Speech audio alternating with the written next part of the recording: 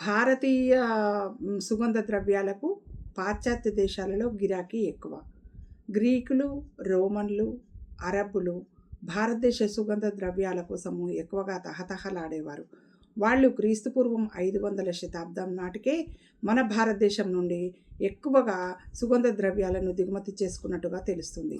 మరి గ్రీకు దేశానికి సంబంధించినటువంటి పెరిప్లస్ అనేటువంటి శాస్త్రజ్ఞుడు మన భారతదేశం నుండి సుగంధ ద్రవ్యాలను గ్రీక్ దేశవాసులు ఎక్కువగా మరి దిగుమతి చేసుకున్నారు అని చెప్పడం జరిగింది. మరి ఈ చందనము అనేటువంటిది పదం నుండే లాటిన్లో శాంతలం అని, ఆంగ్లంలో షాండల్ అనేటువంటి పదాలు మన సంస్కృత పదంలో ఉన్నటువంటి సంస్కృత పదమైనటువంటి చందనము అనేటువంటి పదం నుండే ఉద్భవించినవి అనేది చెప్పడం జరుగుతుంది. ఈ చందనం ఉత్పత్తి అనేది దక్షిణ భారతదేశంలో విరివిగా ఉండేది. తర్వాత ఈ చందనాన్ని వృక్షశాస్త్రంలో 3 రకాలుగా విభజించడం జరిగింది. ఒకటి వైట్ శాండల్వుడ్, మరి ఇంకొకటి ఎల్లో శాండల్వుడ్, ఇంకోటి రెడ్ శాండల్వుడ్. ఈ విధంగా మరి తెలుగులో అయితే శ్రీకంఠ శ్వేత చందనము, పీత చందనము, రక్త చందనము అని తెలుగులో చెప్పుకుంటూ ఉంటాం.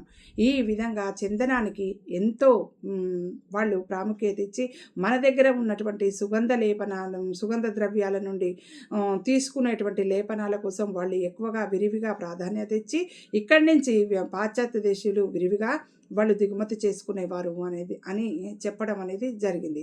కాబట్టి భారతదేశంలో ఉన్నటువంటి సుగంధ ద్రవ్యాలకు విదేశీయులు ఎంతో ప్రాముఖ్యత ఇచ్చి దిగుమతి చేసుకునే వాళ్ళు అని చెప్పుకోవడానికి మనకు గర్వకారణమే కదండి.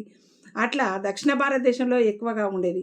చందనం నుంచి ఇంకా చందన తైలము అనేది కూడా తీసేటువంటి వారట. ఆ చందన తైలాన్ని అరబ్బులు ఎక్కువగా దిగుమతి చేసుకునేవాళ్ళట. కాబట్టి ఇటువంటి సుగంధ ద్రవ్యాలను మన భారతదేశంలో ఉన్నటువంటి వాటికి వాళ్ళు ఎంతో తహతహలాడటం, వాళ్ళు దిగుమతి చేసుకున్నారు ఇక్కడి నుంచే అని మనకు తెలిసి మనం ఎంతో గర్వపడవలసిన విషయమే కదండి.